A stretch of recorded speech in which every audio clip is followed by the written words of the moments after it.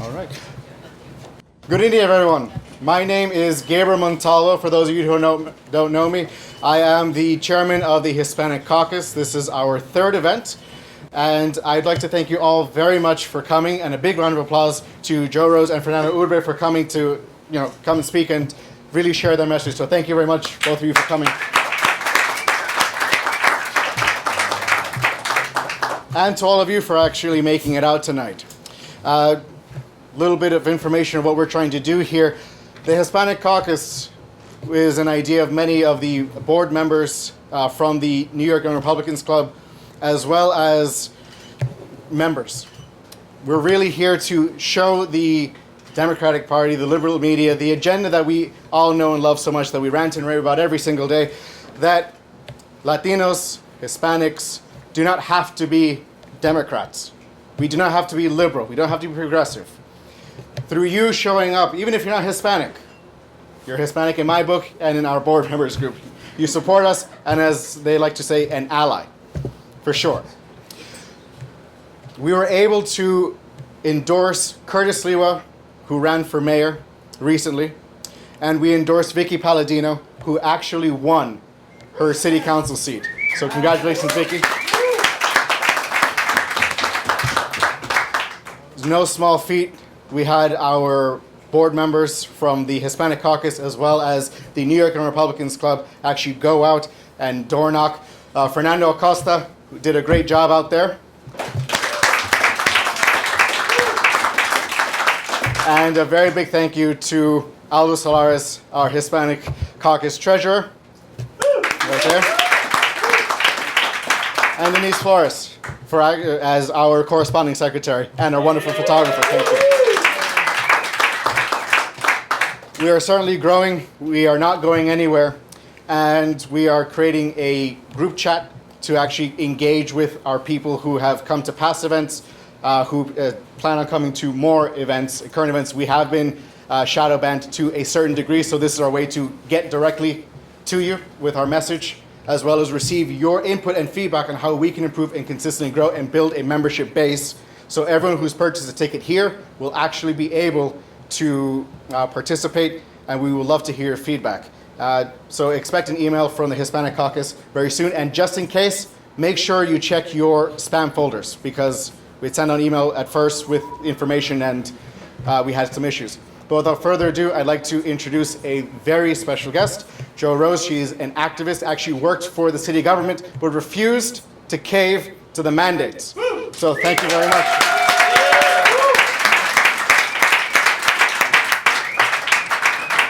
Thank you so much for inviting me, Gabriel. Thank you, Denise, and thank you everyone for coming. Like it was stated, so basically I used to work for the Department of Education. I was a paraprofessional. I worked in a self-contained classroom for District 10. So basically what that is that typically the other classes, they have 20 or almost 30 students.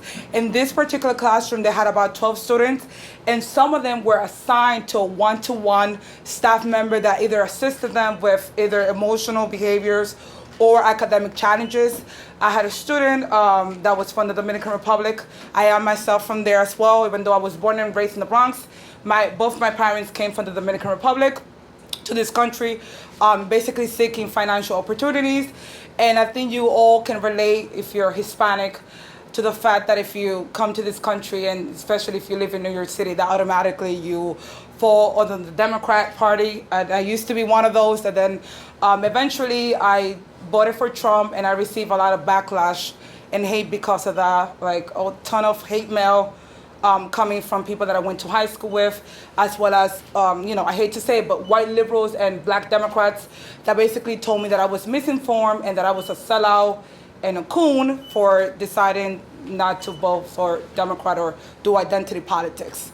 I got involved into the anti-mandate movement because I knew from the beginning in March 2020 that something was very wrong when the government tells you that you can travel, that certain jobs are considered essential, that you cannot send your children to school, that you can worship.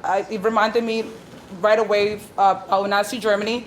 And I tried to warn out people in my social media account on Facebook, and people told me that I was crazy, that I was a conspiracy theorist, and a whole bunch of other stuff. But as time went by, I was pouring right, and as right now we're seeing year number 2, from the 2 weeks to slow down the spread, the government has gotten a lot more power, thousands of people unemployed. You see the hypocritical leaders like de Blasio and others in Democrat-run cities and states. And you see them not wearing masks, you see them living their lives normally while children are suffocating in school, 6 to 8 hours a day with the mask on, being yelled at by staff members. They decide that they want to put on the mask for 2 seconds just to breathe. I wasn't abiding by that. Whenever I saw a student that took down their mask, I was not going to enforce that because I see it as, who am I to tell someone else's child that they don't have the right to breathe? And so I started out back in November 2020. I went to an anti-Latin protest in Union Square. It was open mic, and I was given the mic to speak, and I just started going off. I said, we need to shut down Congress. We need to shut down de Blasio and all of these people. And I bet you they're not going to talk about lockdowns anymore. If their salary is going to be affected, they're not going to be pro-lockdowns.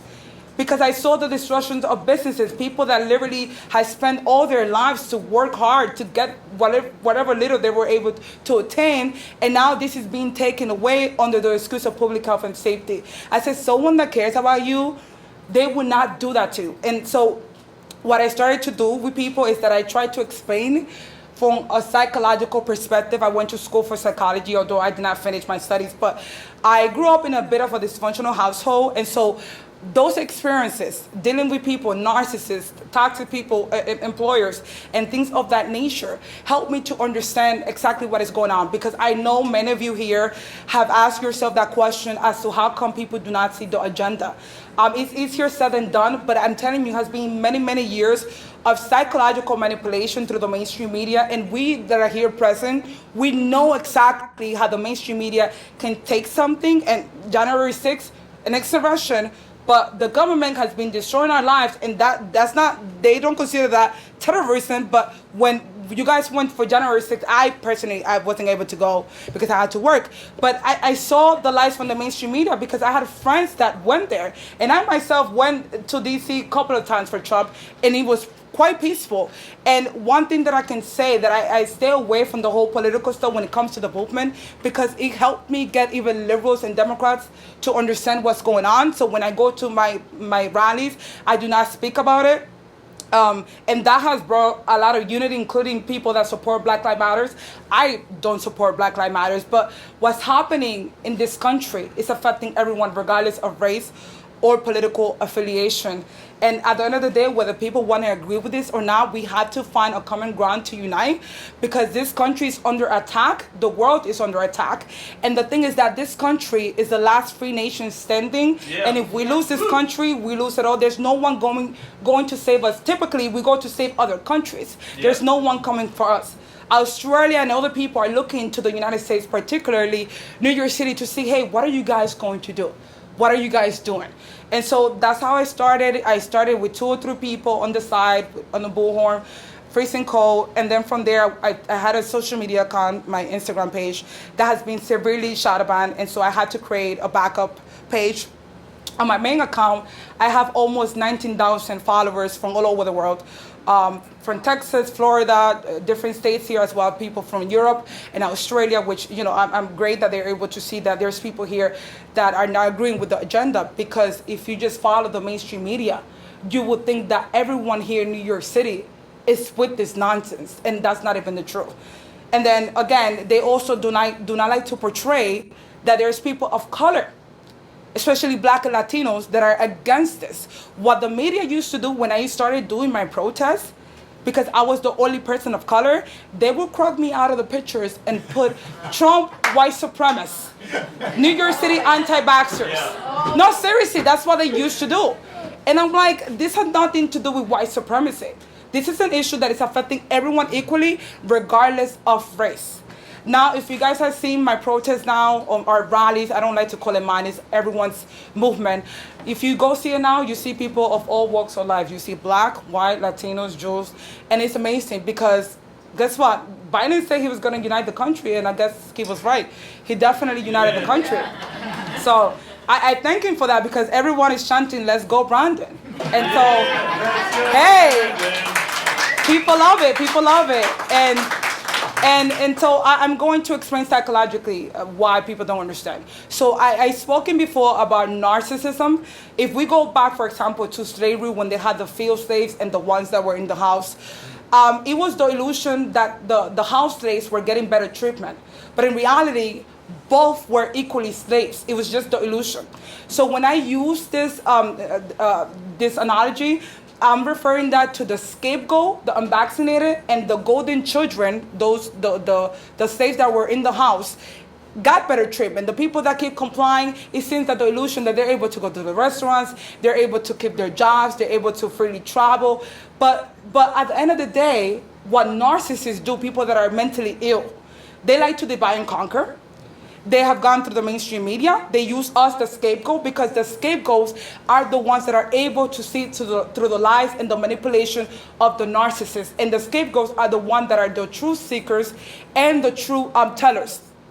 So the narcissists, they take all their shame, all their anger, any other negative emotions that they have, and they place that on the scapegoat. If any of you were raised in a dysfunctional household, the same thing happens. Typically, dysfunctional parents, they would take one child, make that child a favorite, and then would take the other child and make that child the bad one. So they do that because if they don't divide them, then both children will get together and realize that they have one common enemy, which is the government, who is acting like our parent. And so they go back and forth and they do like smear campaigns. A smear campaign will be when they get on the news and they say Biden or Fauci says that this is the pandemic of the unvaccinated. So what happens? People get on the news and they start to hear all these things. They start to hear that people that are not supporting the mandates, that they're not following the science, that they are conspiracy theorists, that they're Trump supporters, that it's white supremacy. So when you do a smear campaign, the goal is to basically tarnish the reputation of the scapegoat. And they have been doing that for decades. And you can use that with the whole liberal versus conservative. You can apply this analogy of the scapegoat and the golden child to many other ways of life, whether it's a family system or the system of the government. Because people oftentimes say, well, how is it that the vaccinated, why are they not siding with us? Well, look at the mainstream media. Look at the school system. The school system, unfortunately, even though I worked there, and I'm not saying that all the teachers were bad, but the school system is teaching children Marxist ideologies. They're teaching children that it's okay to change genders. They're teaching children that if they're black or Latino, that they can't do anything because, they are inferior to white people. They're not teaching children to have common sense and critical thinking skills, because if they do that, what's going to happen is that you become a threat to the establishment when they realize that you don't follow the groupthink mentality. So what's happening now is that everyone is complying for the most part, because people do not want to be left out. People are not taught, like I said, to be critical thinkers. When you get on the train, there's a lot of people that are wearing the mask not because they want to, but because they fear to be ostracized. What happens when you are in a narcissistic family household and you, as the scapegoat, you start to speak out and say, you know what, this is wrong. Even if the golden children, aka the vaccinated, even if what they see happening to us is wrong, even if they see that thousands of us were taken out of our jobs, and they agree, because there was a few of my colleagues that they agree with me, but guess what? They were fearful of speaking out. Why? Because they did not want to be next. And that's what happens. And if you go back in history and you look at every genocide, it always happened because of the assistance of good citizens. In reality, some of the people that are brainwashed, there are good people, but they have been manipulated and deceived. And it's something that is very devious, and it takes many, many, many years. I've seen documentaries called Ideological Subversion, which it tells you that it takes about 15 years to demoralize a whole population. This is why we see what we see. And sometimes I get aggravated as someone that is out on the streets, and I have dealt with a lot of hate. Like, I've had people give me the middle finger. I've been called the N-word as I was out doing my outreach. But I started to explain it to people how we ended up to that point. And once I used the whole scapegoat and the golden children analogy, people understand. Now, the golden children, which are the vaccinated and the people that can comply, What they failed to realize is that for now, it seems like everything is okay for them. They're the top class citizens. But the end goal of the narcissist is that they're going to discard both the scapegoat and the golden children once their agenda is fulfilled. Mm-hmm. So all of this is malicious, evil, mental manipulation. That, like I said, they've been working on it for years. If you look at even at the beginning of this country with the house slaves and the field slaves, because you have to ask yourself, how is it that people just, why didn't the other slaves join together, form a coalition to overtake their master? Because now we're redoing this other type of slavery, but it's not based on race anymore. It's based on vaccination status. And a lot of things that a lot of people don't know is that we are in the stages of genocide, okay? It has ties to slavery. It has ties to Nazi Germany.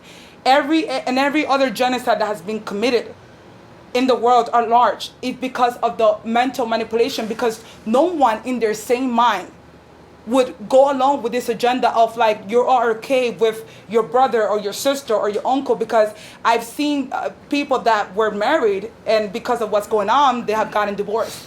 I've seen parents that don't speak to their sons or daughters. I've seen sons and daughters that don't speak to their parents.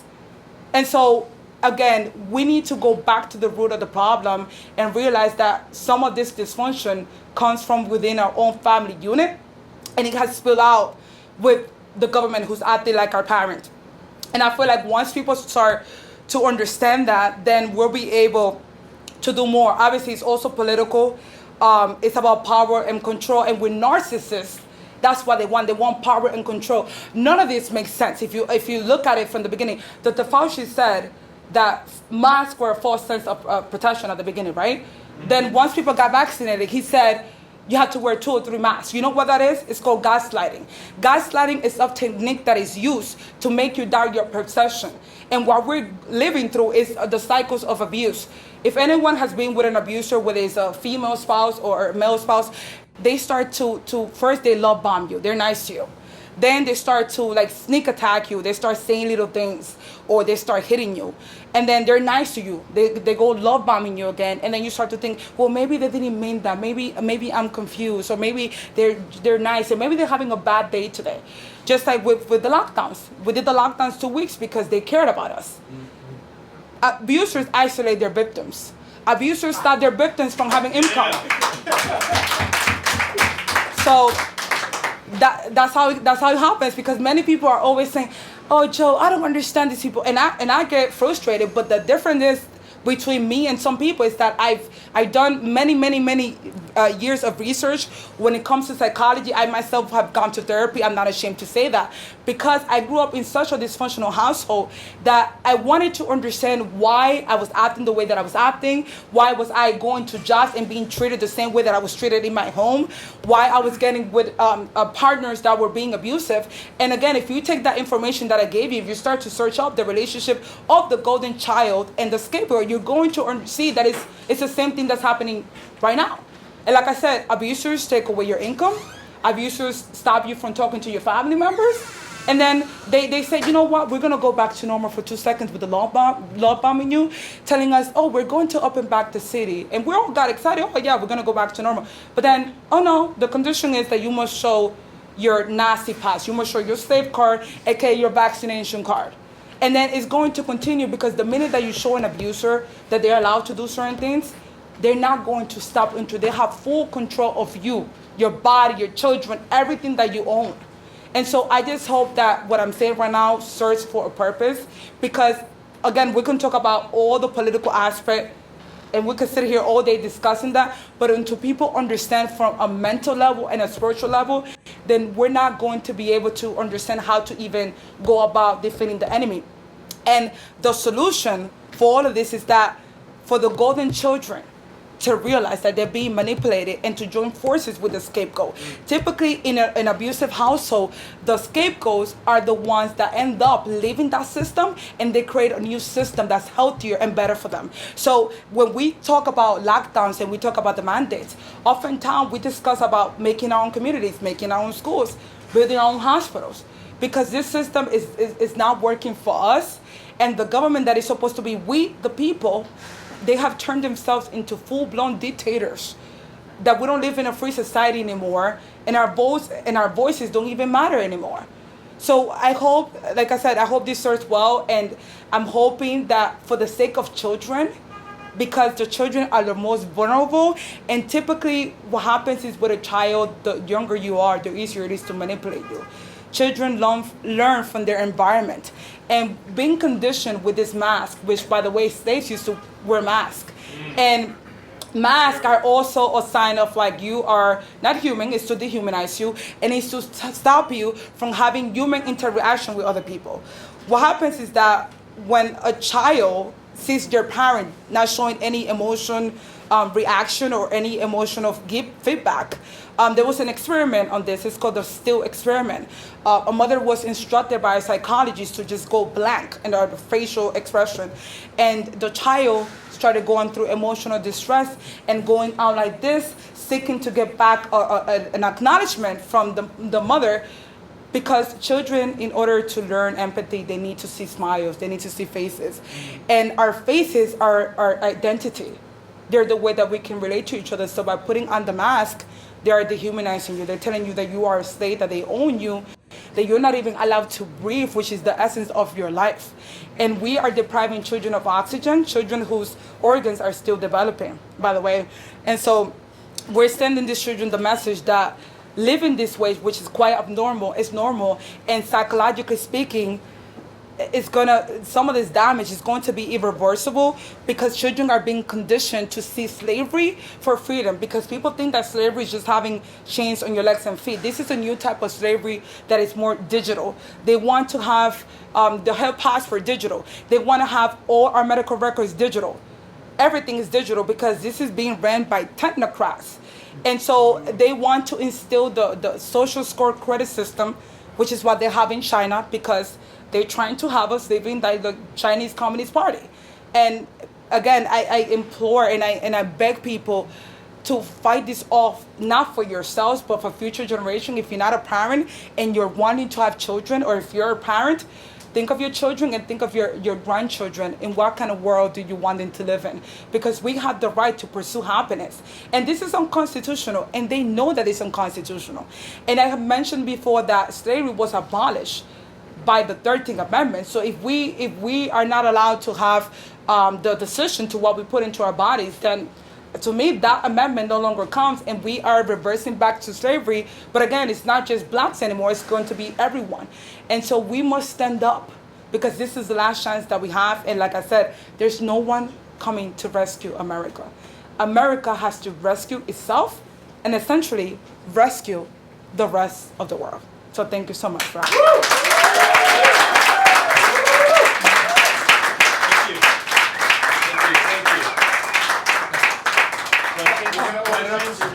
Any questions? Okay. Any questions? Yes. No? No? Okay. Tell them how they can find you. Okay, so I'm on Instagram, is J-O, not like Joe Biden. I always have to tell people because they put J-O-E. So Joe is from my first name, Josephine. And then Rose, I pick up that name because I just like roses, so it's just like a nickname. Because I feel like my first and last name is Josephine Valdez, but I feel like it doesn't sound as cool as Joe Rose. Instagram is J-O Speaks Truth _ and then my backup page is J-O Speaks Truth and the number 2. I do have a question. Sure, go ahead. So for those, and probably doesn't apply to those of us in this room, or maybe it does, but for people that have that emergency brake where they have an inkling that something is awry and not going right, but they still choose to comply, do you have a word for them, a word of encouragement for them to not pull the emergency brake, but to rather go with what their gut is telling them and to defy this tyranny? Well, when I first started doing certain things, for example, I'm going to give you the story of how I just stopped wearing the mask. So initially, when they told us to wear masks, I was like, I don't want to wear this. I thought it was just stupid, because from the beginning, I saw the fact that people were dropping dead in China on the floor, but that wasn't happening here in New York or anywhere else. So I put 1 and 2 together, and I said, the Chinese Communist Party is definitely lying. So I used to go to Whole Foods, and just to get inside Whole Foods, I used to put on the mask. Then as time went by, like weeks went by, I just started getting angry because I felt like I know the mask doesn't work, but yet I'm still putting on the mask, and I feel like I'm lying to myself, and it's not a good feeling when you're lying to yourself, right? Because you yourself know when you're being full of you know what, right? So then one day I just said, you know what, I'm done with this. I'm gonna get on the train. I'm not gonna wear a mask. And I was the only person, I'm talking about, this is April 2020, May 2020. The train was packed, okay? And I was the only one not wearing a mask. And people were giving me looks, and I'm like, okay, I had to breathe. Because now all the eyes are on me, and I stand out because I'm telling you, the train is packed, and I'm not wearing a mask, okay? And when those eyes are piercing through your soul, you feel some type of way. So the more I started doing it, I got on social media, and this is how I started to develop a following, to encourage people, you don't want to wear a mask? Don't wear the mask. I had people that told me, oh my God, Joe, I'm scared, but because I've seen you do it, I'm going to do it. When you first start to do something, and even life itself, life is about taking risk. Sometimes you have to get out of feeling comfortable and get uncomfortable. Because guess what? Like I said already, this is the last opportunity that we have to have a free nation and a free world.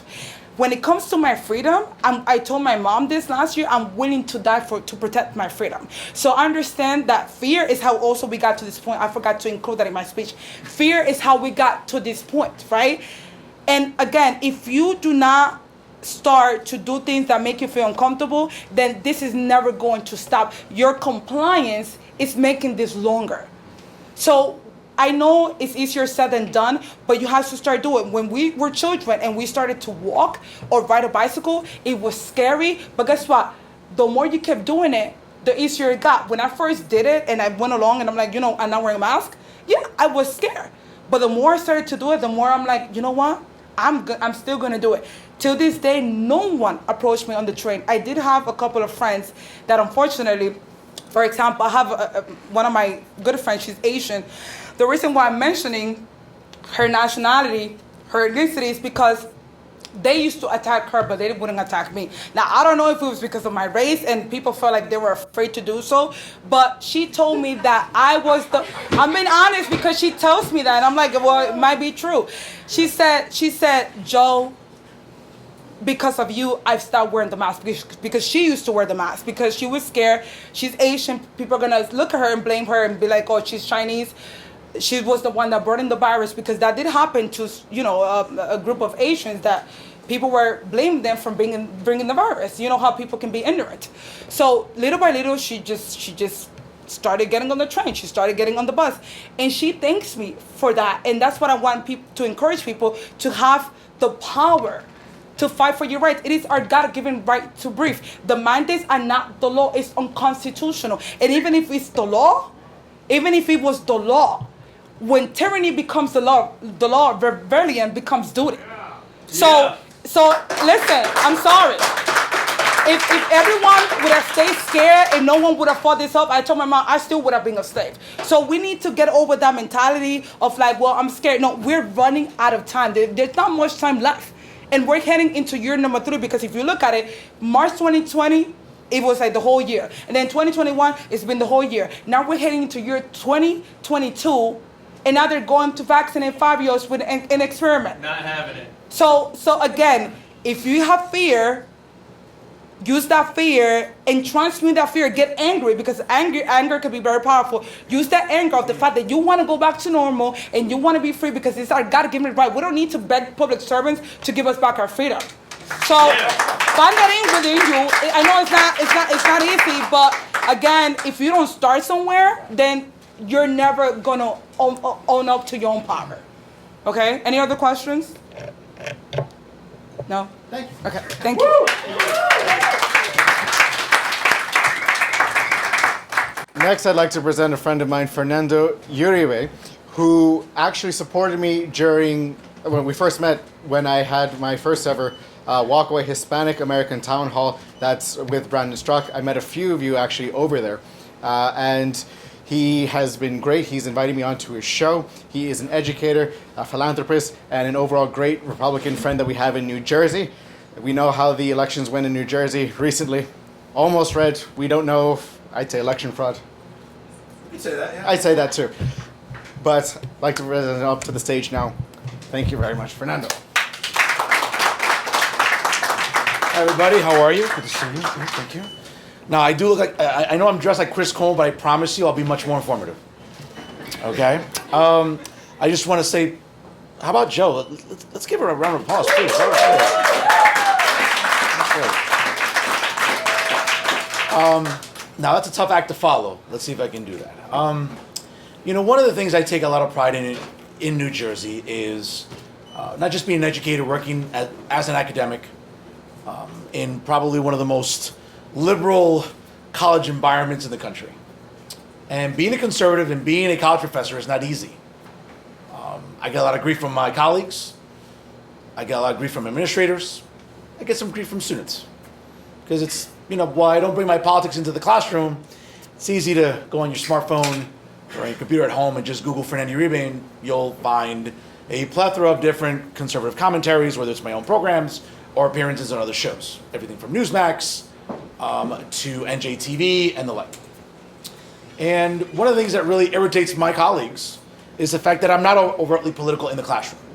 Because I don't know about you, but that's not teaching. That's called indoctrination. And to me, when I took a pledge to be an educator, when I, spent countless hours at night, gallons of coffee, these dark circles that'll never go away, from multiple graduate degrees, I promised myself that I wanted to teach. That I don't want to be those liberal professors that I had in undergrad at Rutgers University in New Brunswick, or at Rutgers University in Newark for graduate school. I wanted to be different. I wanted to teach because it was empowering. It was inspiring to me. Like, hey, I get to teach political science and social sciences and be a positive influence for students.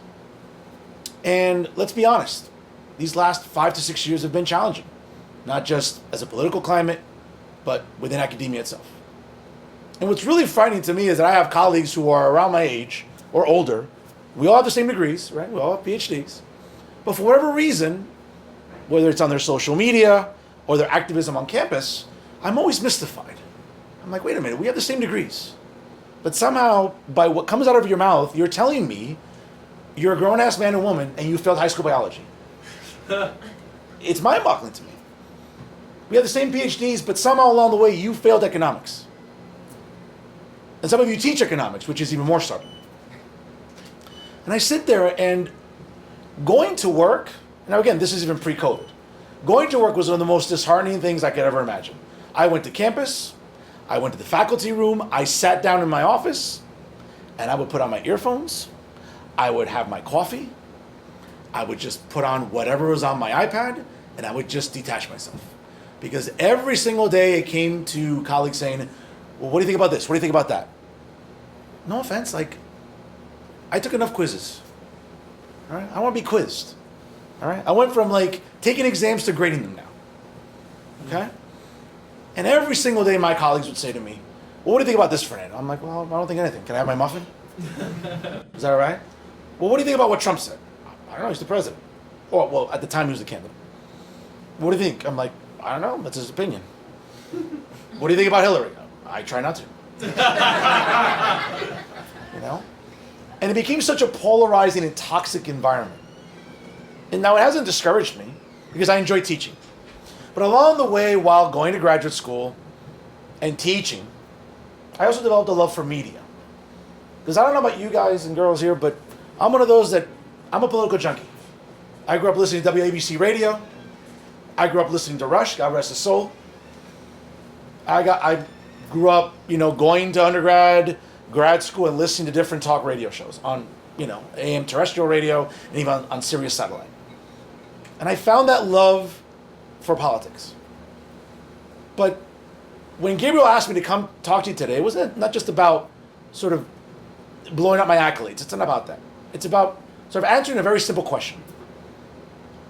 What's a conservative? What's a conservative in 2021? And I look at being a conservative through different lenses. I look at it as just not an academic. I look at it as the only conservative journalist in the state of New Jersey. But I look at it also too as being Latino, Hispanic. Okay? It's Latino, Latina, not Latinx. Okay? Sorry. I find it very interesting. And again, no disrespect to my Caucasian brothers and sisters here. But I find it very interesting when white woke people are trying to tell me how to identify as a culture. I find it insulting. I find it condescending, and I find it intellectually bankrupt. Let's just go with that. So I'm Latino or Hispanic. But when I think about being conservative, I think about my roots. I think about being the son of immigrants. I think about the fact of learning what it is to have a good work ethic, to understand the importance of bilingualism and multiculturalism. So when I think about my conservative values, and I think about where I got them, well, they're sitting over there. Those are my parents. You may not see them in the back, but they're there. So my mom and dad serve as an inspiration to me. Because I was born here. I had it really easy. Not my mom. She had to leave Cuba with nothing but a suitcase at the age of 17. Leaving everything behind, knowing what it's not like to vote, what it's not like not have a free press, what it's like to not have any basic civil rights. My dad, on the other hand, left a bad economy in Colombia. They came here not knowing English, having a decent amount of skills that you can use in the workplace. And they didn't come here looking for handouts. They didn't come here expecting someone to take care of them. They came here and worked. You know, I want to embarrass them, but I mean, they met in a factory. Okay? My mom being under 18, I think, and my dad was a little bit older, you know? So, but they came in and they worked. And they built something. And along the way, you know, I came along.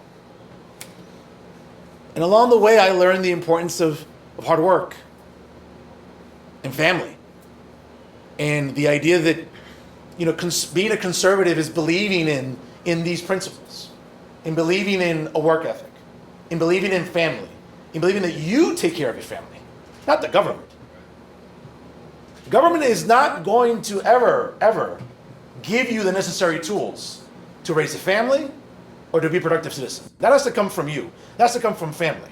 So when I hear my colleagues on the left, whether it be academia or in journalism in New Jersey, talking about, well, the nuclear family isn't important. That is bull blank, okay? That is nonsense, okay?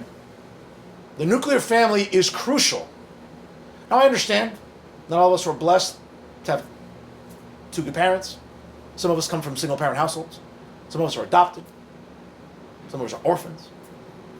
But the importance of the nuclear family cannot be understated. We have to look at the importance of a functioning nuclear family. Why? Because that increases our ability to be productive, to be successful. And when I think about being a conservative, when I think about conservative values, I think about the importance of family. The reality that government is never going to give you the best tools in how to raise your children, and how to better educate yourself, and what to do with your life. Nobody gave me a single thing.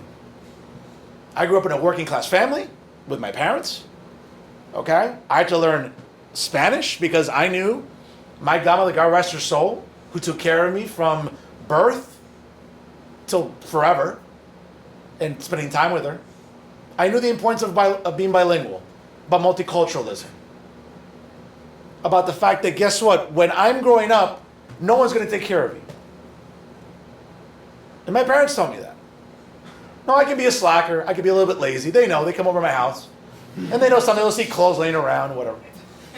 But when it comes to work ethic, when it comes to being responsible, that's what it is to be a conservative.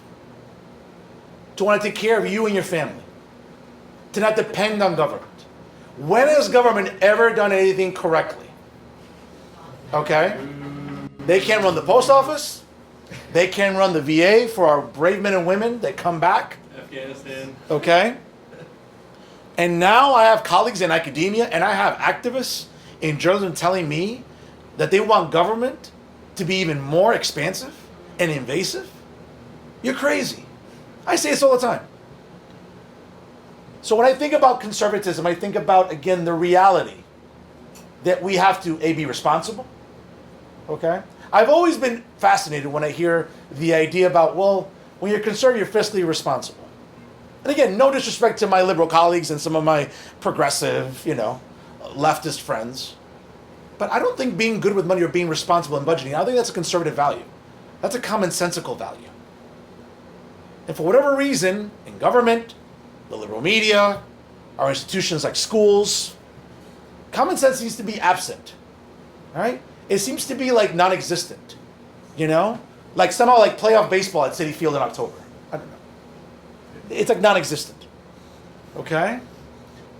I think about, in my role today as an educator, how important it is to be fair and objective, to teach material, and to let students make decisions for themselves. Now, I can't help what they do on their spare time. I can't help that they come after me after class, after the first day of the semester. Hey, Dr. Uribe, I Googled you, I follow you, follow you. And I was like, oh, you got it right the first time. Stalk. And I checked out your podcast. Man, you really make sense. Like, how'd you get, you read, you learn. By osmosis, I learned a lot of great values from my parents. My dad's a political junkie. The reason I read newspapers as young as I can remember was my dad. Why I cared about being involved in politics. Why I cared about writing or reading or engaging in activism, working on campaigns. As obsolete as it may sound, and as hopeless as it sounds for a lot of conservatives and Republicans in this room, we have to keep fighting. But more so, I feel that my bigger responsibility now is as a journalist. Because whether it's New Jersey, New York, I was just in Texas over the weekend. Beautiful state. Yeah. Okay? I think about the importance of what it is to be a journalist. Not a propagandist, not carrying buckets of water for a particular party. Because folks, we have to be intellectually honest, and I'm someone who is that. And while I lean conservative, and I can remember that I voted, I can't remember ever voting for a Democrat for president in my adult life. I recognize there are some problems within the Republican Party. We have to be intellectually honest to do that. But when I look at the choices we have, when I look at a party that by and large still believes in the importance of family, in responsible spending, in making sure that we do not acquiesce to wokeness and this madness, about making sure we don't offend anybody, okay? I'm Cuban and Colombian, okay? My Twitter feed is @NoFilterUribe. What the hell do you think I am when I just go by NoFilterUribe? That should tell you everything you need to know. But more so being a journalist, I know that I have to speak up for conservative values. Again, not to be a propagandist, but to report on the news and to interview people fairly and justly. And I get a lot of grief, folks, from my colleagues in the journalistic community in New Jersey. Oh, Fernando's a sellout. Oh, Fernando's not really Hispanic. Oh, really? Yeah? Okay. You see me eat? Okay. Ask my mother how I eat. Okay? Oh, I'm not Hispanic? Go watch me dance. Then we'll talk. Okay? Oh, I'm not. Oh, you're conservative. Why? Why are you a sellout? Why are you a self-hating Hispanic? Why are you someone that doesn't, for whatever reason, not necessarily toe the line, but believe in a party that does for you? Folks, the ROI, the return on investment that Hispanics have had concerning Democrats, leftists, and progressives has been zero. Okay? Maybe even listen, let's go back to basic arithmetic here. Negative integers, okay? Remember that? How annoying that was? Okay? But I find it within myself every single week on my podcast via Insider NJ, on my other shows, to be intellectually honest, but to be philosophically consistent.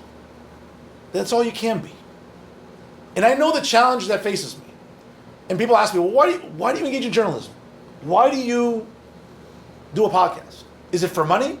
Yeah, I get some sponsors. That's nice. It's not why I do it. Is it for awards? Yeah, I've won some awards. My parents get aggravated. They're like, your living room looks like a shrine. Give me a break. No, I don't do it for that. And I know it sounds very self-serving, but it is. I do it because I feel as a crusader. I feel like I'm willing to literally and figuratively die on a hill for ideas that make sense, for ideas that are right. Okay? I come up with terms all the time when I hashtag and when I plug my shows every week on Instagram, at Professor Fernando Uribe. I mean, don't look it up now, obviously. Or on Facebook. I always use the tags. I kind of borrowed from Tucker a little bit. So when I always do my intros, I say, hi everyone, this is New Jersey's premier journalist and the sworn enemy of toxic progressives, the woke fools, the social justice clowns, and the alphabet army. That's how I do my intros. And it drives my colleagues crazy. They're like, A, is that intro long enough? Do you want to maybe buy extra airtime for your intro? And 2, why do you have to be obnoxious? It's not being obnoxious, folks. It's about making a point. We're in, and I hate to sound really overly dramatic, but we're really in a battle for civilization today. Yep. We really, really are. We're in a battle of civilization against people that believe, for whatever reason, that government is the best solution to your problems. Not hard work, not opening small businesses, not going to school, educating yourselves. Okay? Nothing's free, folks. Okay? A couple weeks ago, Bernie Sanders came to New Jersey. And I remember to campaign for Governor Phil Murphy at my alma mater, Rutgers University, New Brunswick. It burned me. I was just like, oh my God. I felt like I needed like a tetanus shot just watching TV.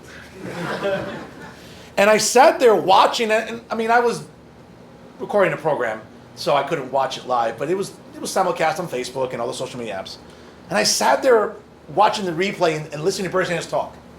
And the following week, when we did an election breakdown, a post-election breakdown on a show that I host, I remember saying, what good did it do the governor to have Bernie Sanders in? Here's a guy who's been in government 50 years, right? Give or take, right? 50 years or so. Okay? Right? And I said, you know what? Let me just be a smartass here. Folks at home, I said, let me give you a list of everybody that Bernie Sanders has uplifted out of poverty in his time in government. I said, ready, folks? Okay, here's the list. Number 1, Bernie Sanders. And that's it. And my broadcast partner was dying laughing. She's like, really, Fernando? Like you just love to boil piss. It's not about boiling piss. It's about being factual. And I said to myself, and I get it, college kids, 18, 19-year-olds. Listen, let's be honest, we were all 18, 19 years old. We were all dumb ones. Okay? I'm sure that the 18, 19-year-old version of ourselves, if they see us now, they'd be like, it's night and day. Right? So I get it. I don't really blame kids. The kids cheering for Bernie. What I blame are educators, administrators, and media that felt somehow it was a good idea to bring a devoted and committed socialist to New Jersey to say progressive values is where it's at. Folks, progressives, all that they ever do is make things progressively worse. Yep. Okay? That's right. Whether it's economics, whether it's funny about science, right? I get this argument all the time with colleagues on media. It's funny what the left likes to pick and choose when it comes to science, right? They want to tell me that there's 35 genders. I don't know about you folks. I took AP biology. I don't know about you. There's 2 genders. Okay? If that annoys anybody in this room, I'm sorry, but that's just the truth. Okay? You don't want to believe in science. You believe in science when it suits you about COVID, right? You want to believe in science when it suits you about climate. And I understand, listen, should we take care of the planet? Absolutely. Do I think Aquaman's going to be at my door next week because we're going to be underwater? For any of you comic book fans who know Aquaman is. Okay? No, I don't believe that. Should we be responsible? Sure. Do we have to engage in carbon taxes and hysteria? Of course not. So I feel that my responsibility as a journalist is to help at least speak up for conservatives. And more so for Hispanics. Because what a lot of Democrats don't want to hear, even though we become a convenient base and a voter bloc, is that not just only New Jersey, because the census data says it, but nationally, we're getting browner. People like me, people like Joe, like Gabe, people like a lot of you here. Okay? I don't mean that as a scare tactic. Oh my God, everyone's gonna be playing, reggaeton in every block. No one's saying that. So relax. No one's gonna be blasting reggaeton or bachata or anything else. Okay? No one's saying that. But as conservatives, yeah, embracing multiculturalism is amazing. We gotta do it responsibly. That's what the left can't do. And they haven't been able to do. So in closing, folks, when I think about my responsibility, not just as an educator, but more so as a journalist, now more than ever, we should want to be louder and prouder about our conservative values. Don't hide it. Go on Twitter, help recruit people, retweet important and factually correct tweets and content on Instagram and Facebook. I don't TikTok because I just think that's obnoxious, but sorry. Nothing against TikTok. Or Snapchat, whatever. But I think that my responsibility now more than ever is to be that journalist that is going to speak up for regular, working class, good-hearted, conservative people. Regardless of race and gender and ethnicity. That, folks, identity politics, I'm the last person to ever talk about that. What I talk about is making sure that we can at least be united in common sense governing, in common sense policy. I talk about it all the time on my shows. I'm a policy nerd. All I ever talk about is policy with Christians. So when I interview legislators, activists, journalists, candidates, whether right or left, and I interview everybody under the sun. I've interviewed the president of the New Jersey Socialist Society to the president of the Young Republicans of New Jersey and everybody else in the middle. What I believe in and what I do consistently is be down the middle and be fair to them. Because I want to have a conversation. It's not about who can scream louder. It's not about being Cardi B and being the loudest person in the room and that makes you right. No one's saying that. I think it's Cardi B, but you know what I'm saying. It's about wanting to have a dialogue. We should be able to have a dialogue with the other side. But folks, come with your facts. Come prepared. Come ready to take them out because they want to take us out. And unfortunately, there's no negotiating with the left. There's no negotiating. There's no compromise. There's no way to sort of play nice with them. No. We have to come with our facts. We have to come with our policies. We have to come with our belief systems. And I promise you, if we do this, not just me as a journalist, but each and every one here in this room, whether you're a candidate, whether you're going to be a teacher, whether any of you are in finance, whatever it is you're doing, when you come to the table, come prepared with information. Come prepared with facts. Come prepared to, guess what? The other side, they won't catch you off guard. They won't be able to fool you with phony science and phony statistics. Folks, read. Empower yourself. Educate yourselves. And I promise you that as conservatives, regardless of what our backgrounds are, regardless of our socioeconomic status, our heritage, whatever it is, we come prepared and we come to the table ready to fight, we're going to win that fight. Because we have facts on our side, we have faith on our side, and more importantly, we have family on our side. And those are three things the left can't beat. Thank you.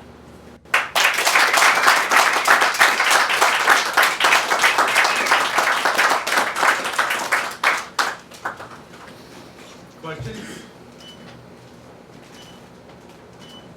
Yes, sorry, yeah. Pleasure to finally hear from you in person. Hi. So yeah, I have two questions. Are you still teaching? Yes, I teach still at Bergen Community College in New Jersey. They haven't kicked me out yet. We'll see. But teaching's the most fulfilling job I've ever had. Being able to teach in a college classroom, to talk about U.S. history, to talk about where we came from and where we're going.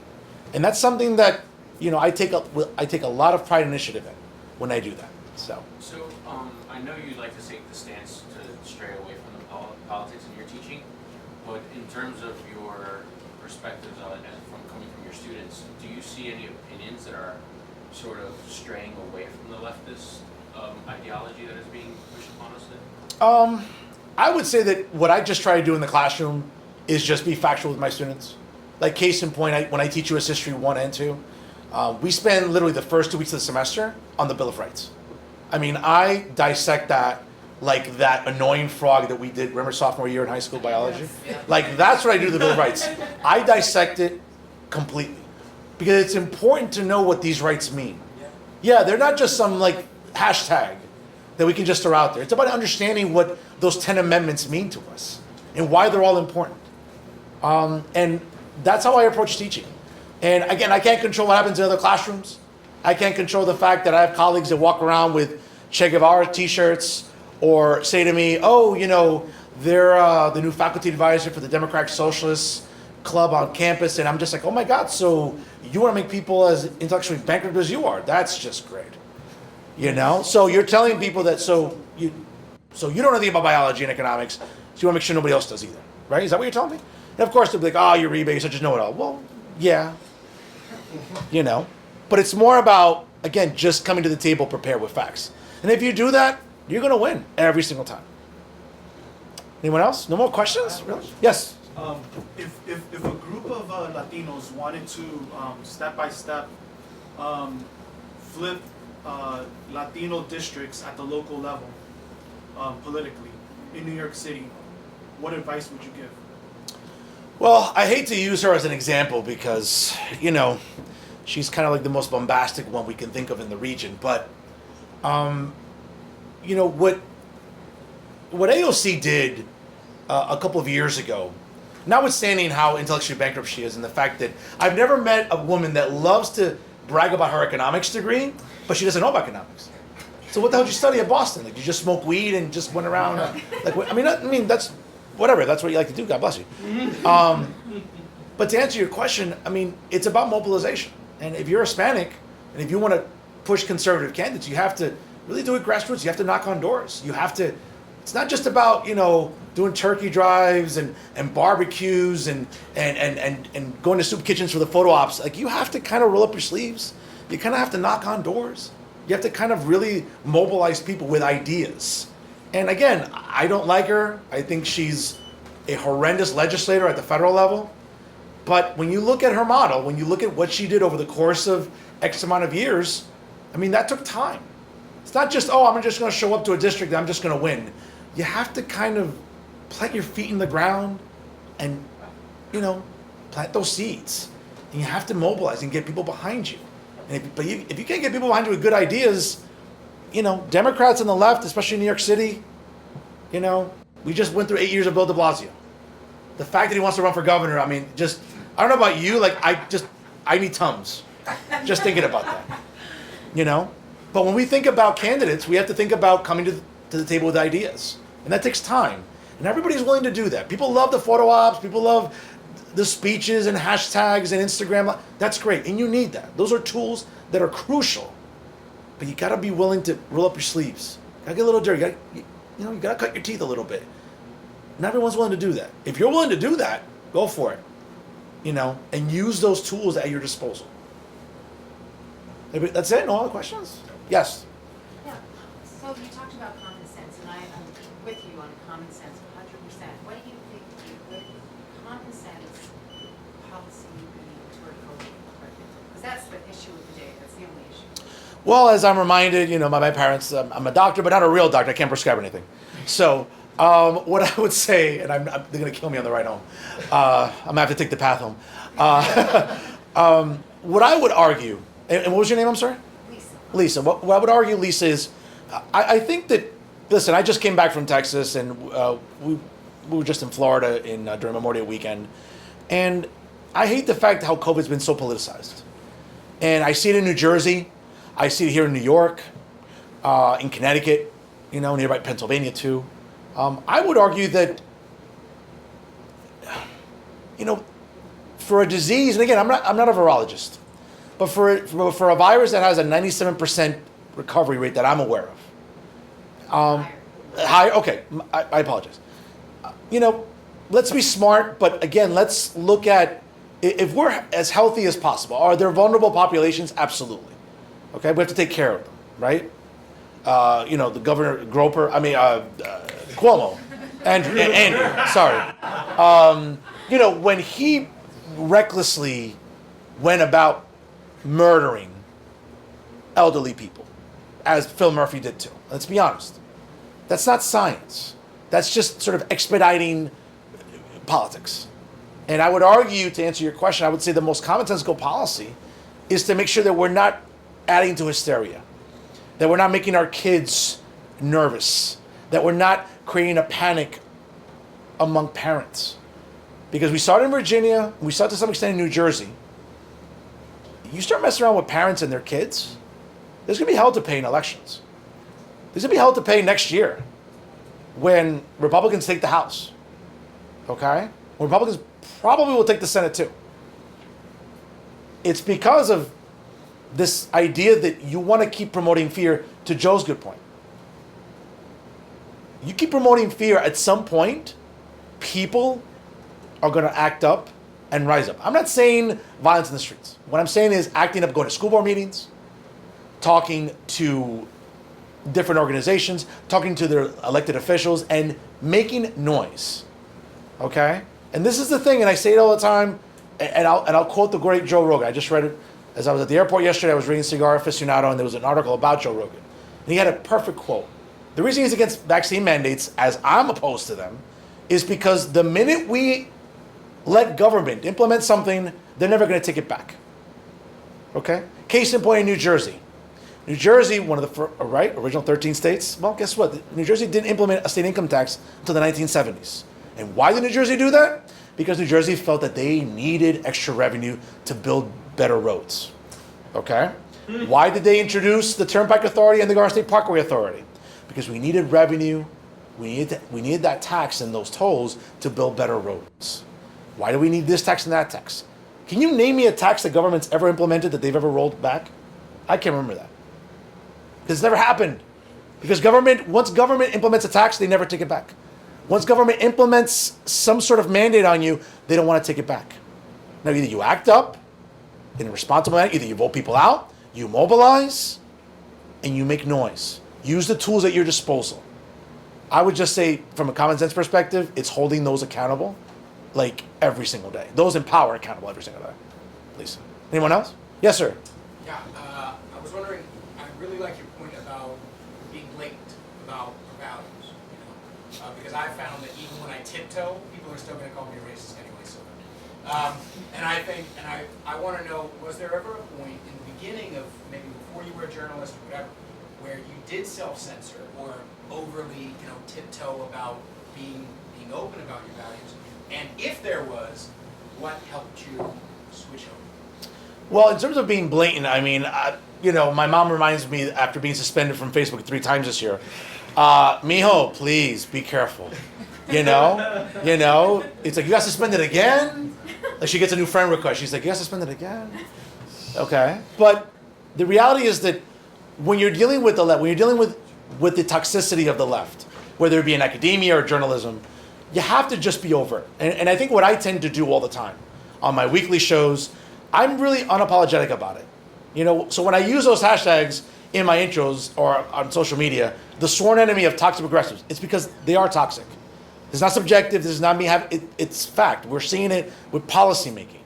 Okay? When I say woke fools, it's because, we think that teaching arithmetic and reading and writing isn't important at the age of 5, but gender identity to a 5-year-old is important. I'm sorry, you're not going to sell me on that. And it doesn't make me a homophobe. It doesn't make me a transphobe. It doesn't make me, anti-LGBTQ, whatever consonant they're adding this week. Okay? And again, nothing against the community. I have friends there. I have nothing against it. But the facts are facts. Or when I say social justice clowns, when you think everything's about cancel culture, when you think everything's about, we have to make sure we don't offend anyone or get... Folks, you can be factual. And if that's still offensive to people, that's not your problem. What I try to do every week is just be factual. I'll leave it up to my audience. I've been doing this for 4 years, going on 5 now. Thank God, God willing, I'll continue. And I've been able to do so because I have a loyal audience. It's also because I make people think. Again, you don't have to like me. You don't have to like all my conservative values. But I'm going to get you to think. Because we don't think anymore. I don't mean this generically in this room. No, you all do. But we're not thinking enough as a society. We're not thinking enough as a population.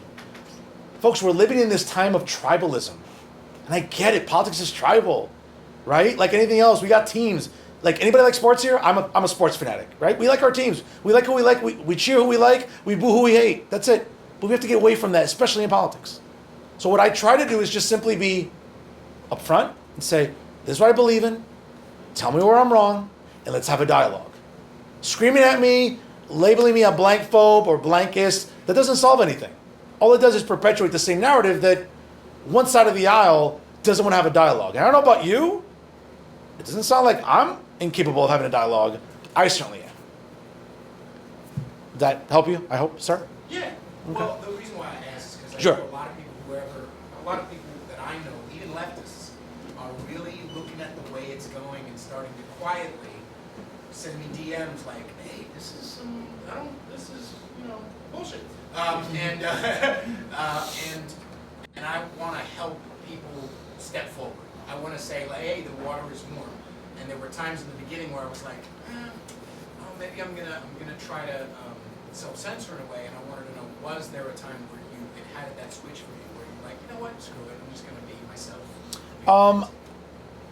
That's a great point. I would argue that being transparent and authentic is important. People will know right away if you're just sort of pitching rhetoric or if you're being sincere. And I think that in the time I've been doing journalism, I think I've come across as someone that tries to be authentic and genuine, because people want to believe in factual type of commentators and journalists, not the propagandists, right? I mean, listen, I'm not sure how many people are in this room, probably the same amount of viewers that CNN has nightly, maybe.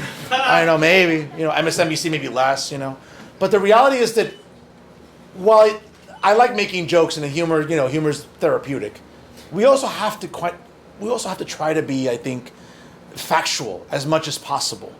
Because many on the left don't want to be factual. It's all about feelings. And I get that. We're emotional. We're humans. We're emotional. I get it. We laugh. We cry. Right? We do all these things. But at the same time, I think it's about being factual and wanting to come to the table and have a discussion. And that's not always easy. What was your name again? Peter, it's not always easy to have a dialogue. It's not easy to have a dialogue with people you disagree with. I do it daily, if not weekly, on my shows. When my producer forwards me emails, oh, do you see who you pissed off this week? And I'm like, okay, I'm sorry. I'm like, are you taking me off the air? No, I love the traffic. I'm like, oh, well, what are you complaining about? Shut up then. why are you flooding my inbox with this stuff? But in all seriousness, I say, I'm getting people to think. And that's all you can ask for if you're going to be doing this type of opinion journalism. And I would just say that if you feel the need to do that, or you want to use those tools at your disposal, like social media, just do it responsibly. Right-minded people, sensible people, will jump on with you regardless if they're right, left, center, whatever. That's the best advice I can give you, Peter. Anyone else?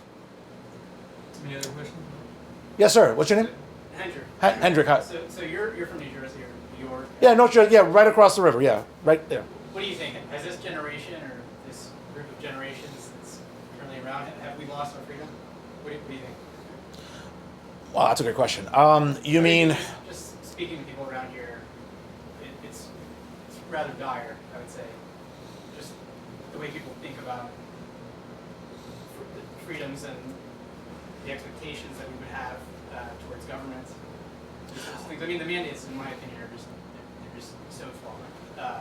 And people act like it's totally normal. And I find that really concerning. Well, I mean, I'm with you, and I would say that the more that we acquiesce to government, and the more that, again, once you give rights back, once you allow yourself to defer, you're not getting that back. The same way that when government rolls a tax over or implements a new tax, they never roll it back. They never say, "Oh, we have enough money. Oh, we don't have to tax this anymore." When do you ever hear that? Is this a bridge too far? I guess is my question. I would argue that we have to remain vigilant. I don't want to be like pessimistic. No. Listen, I share Joe's optimism about the fact of, we have to be loud about it. We have to be vigilant.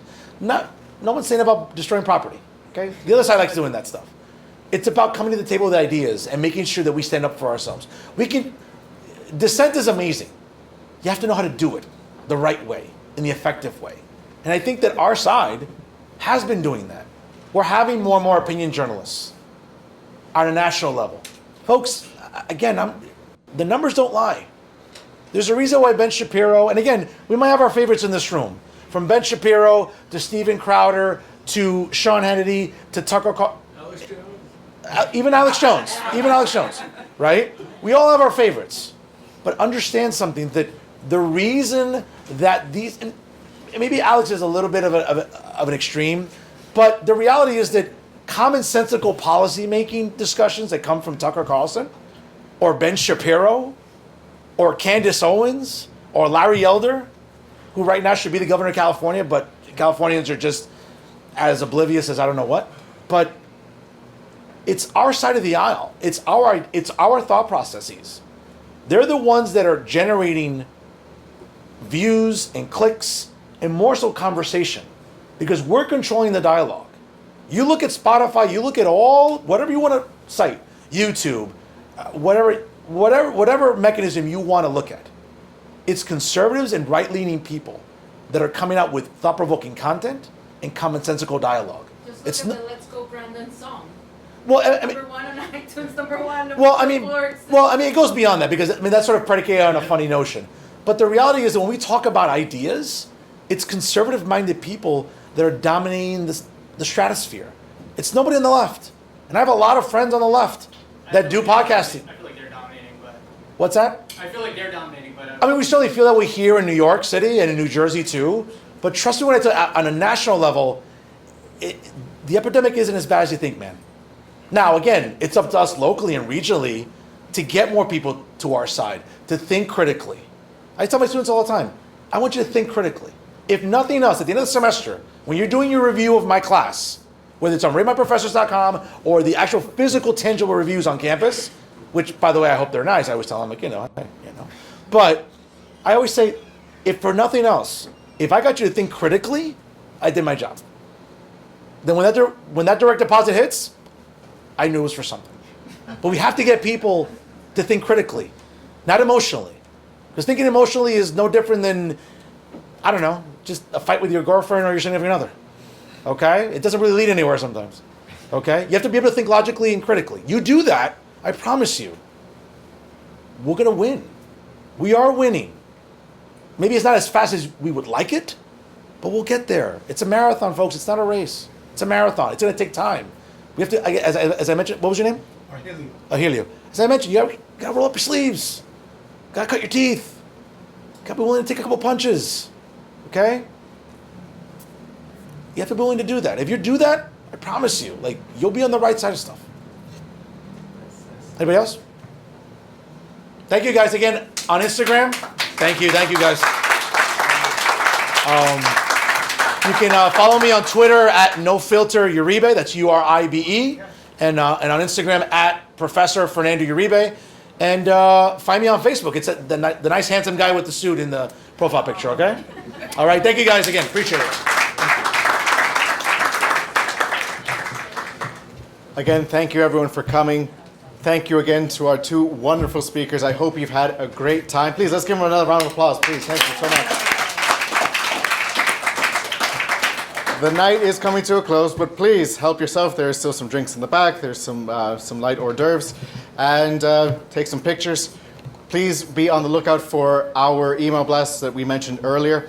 There's also our social media for the Hispanic Caucus. It's going to be NYYRC Hispanic on the major ones, Facebook, Twitter, and Instagram.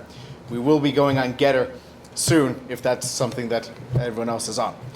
So again, please see myself, Denise, or Aldo we can answer your questions more regarding the caucus, and if you'd like to become more involved, and we'd be happy to take any suggestions. Thank you again, and please enjoy the rest of the night. Thank you.